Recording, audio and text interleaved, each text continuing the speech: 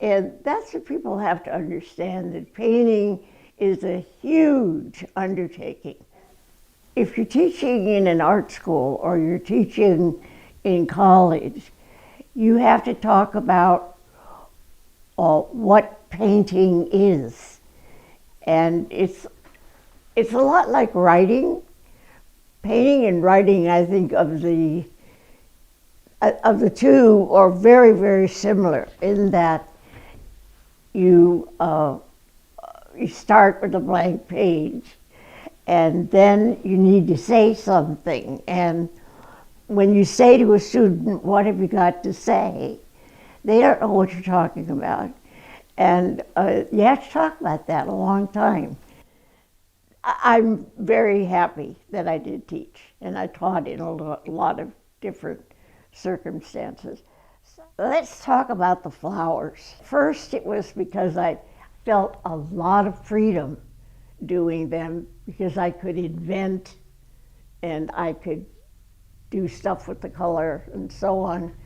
But after a while, I began to understand the flowers represented more to me than freedom. In fact, I think the flowers were people in my paintings. And Donald Cuspit, who wrote a big essay about me, when he walked in here, he said, "These are all flowers." And a friend of mine said, was he embarrassed because flowers bother men a whole lot. They're so sexual. But I'd like to be admired for sticking with the flowers. So creative.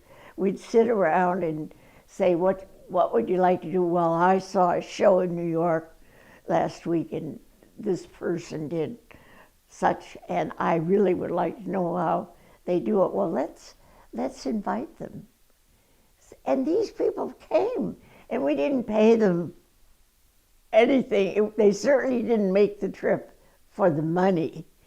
Anyway, it got to be a really wonderful experience.